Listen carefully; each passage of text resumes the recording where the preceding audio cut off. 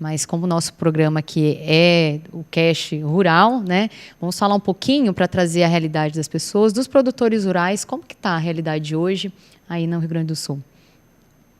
A gente tem alguns dados, né, que a gente conseguiu contabilizou, né, mas a gente estima que isso é muito maior, né, que tem muita coisa que a gente ainda não conseguiu contabilizar, né. Mas a agricultura no Rio Grande do Sul vem sendo afetada já há pelo menos 3 ou 4 anos, né, que a gente sofreu com algumas secas, e daí agora ainda para piorar tem a questão do excesso de chuva, né, essa questão das enchentes. E principalmente a agricultura familiar foi a mais afetada, né, por causa que essas regiões desses vales dos rios, do Vale do Taquari, do Rio dos Sinos, região do Centro-Sul, né, são regiões nesses vales desses rios que são propriedades pequenas, né, propriedades da agricultura familiar. Então a agricultura familiar hoje é a mais atingida. E daí ali tem produção de hortaliças, produção de frutas, gado de leite, gado de corte, né? Então tem toda esse viés. São várias produções, né, em pequenas propriedades. E a característica, Também, né, da agricultura familiar ter, né, essa diversidade de cultivo e de produção. Aqui também é por assim. exemplo, integração de frango e suínos, né, que não tem estrada para levar comida, né, para essas integrações, né? Então tem granjas aí há muitos dias sem ter comida para produção. Que Então talvez não isso foram atingida diretamente pela enchente, mas por não ter a é logística estão sendo atingidos. É isso. Então, tem já um impacto em questão de alimentos hoje, né, na disponibilidade, mas isso também vai se estender para mais para frente, né, porque alguma coisa que a gente plante hoje, né, que os agricultores vão plantar nesse momento, vai ser colhido para comercialização, para o consumo, aqui 3, 4 meses, 2 meses, depende se a gente está falando de hortaliças ou grãos, outras coisas, né. Então, vai ter um impacto está tendo impacto no momento, né, e vai ter um impacto mais para frente também. Tem essas duas questões. Sim. Eu vi um vídeo de um senhor produtor de arroz. Não tem como não se emocionar, né? Vendo aquele Sim. vídeo, uma vida, né, de construção, e eu conheço vários agricultores. E realmente o agricultor, o pecuarista, ele dedica a vida, né? Todo produtor rural, Sim. ele é apaixonado pela atividade, está em cima. Literalmente é construído com o suor, né? Uhum. E muitas famílias estão vendo o suor, né, sendo levado, mas o povo gaúcho é um povo muito valente, né, Gabriel? Sim, bem resiliente, É né? Então a resiliente, gente vai se está se reconstruir. ajudando de todas as formas possíveis, né? Desde mão de obra para ajudar na limpeza, na reconstrução, né, dos locais atingidos, com doações de alimentos, de recurso financeiro para instituições, né, que estão gerando, estão fazendo esse apoio, né? Então a gente tá bem unido para nesse momento difícil. E, Gabriel, você tem informação assim, quais as culturas, né? Falou da agricultura familiar, mas quais as culturas que estão sendo mais atingidas no momento? Então tenho algumas informações da Emater, que é a empresa de extensão rural aqui do Rio Grande do Sul. Hoje tem cerca de 24% da área de arroz e soja do Rio Grande do Sul não foi colhida, né? Então, algumas áreas a gente acredita que nem vão ser conseguidos colher, né? Porque por causa que com o excesso de chuva o grão acabou já ou brotando ou caindo, né? Então não é mais viável fazer a colheita. E daí, a partir do E às momento vezes até a que a gente colheitadeira não entra, né? Com solo é, muito tem, úmido. e agricultores, principalmente na questão da região do arroz, né? Silos completamente alagados, destruídos, né? Maquinário foi levado embora, né? Pela água. Então tem isso também.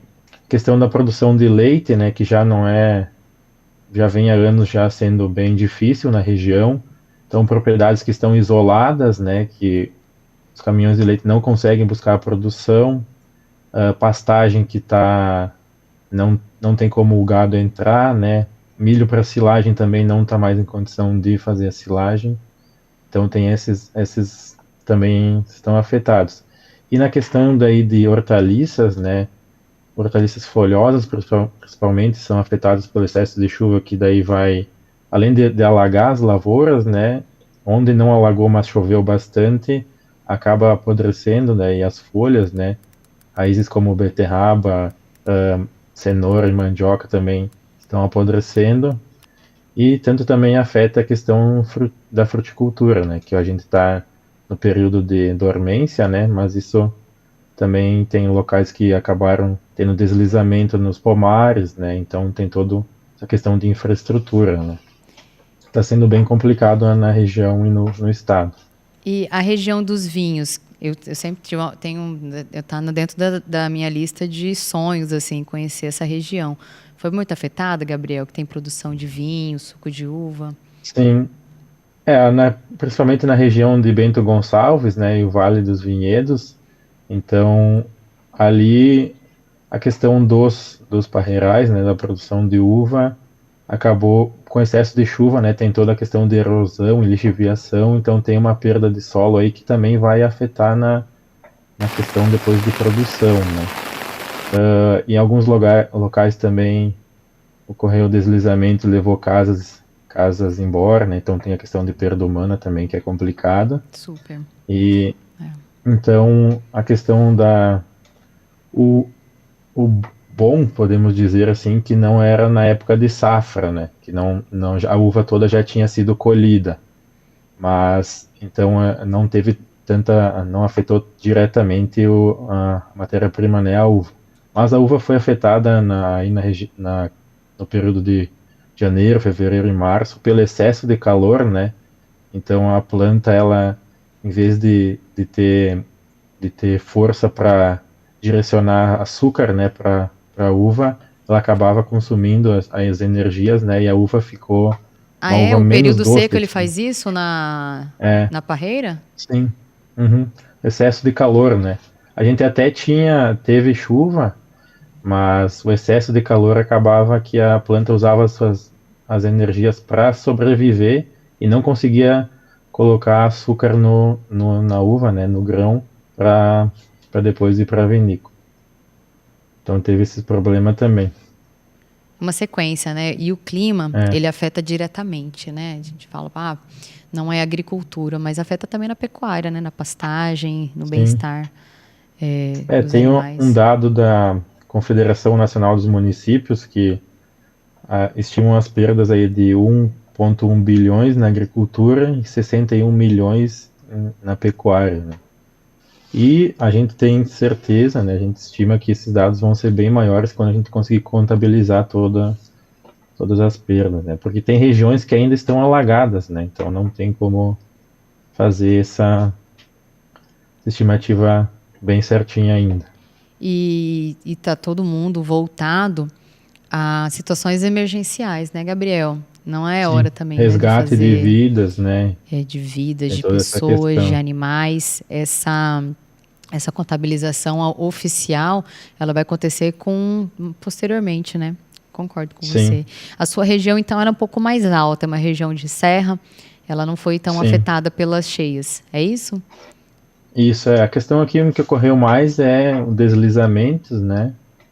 Aqui, por exemplo, no município a gente teve problemas com infraestrutura em alguns rios que levou as pontes embora, né? Então tem problema de acesso, né, em algumas comunidades, mas daí a prefeitura já está trabalhando para melhorar isso. Mas desabrigados, essas coisas, no meu município a gente não teve. Uma região mais alta, né? Isso. Uhum.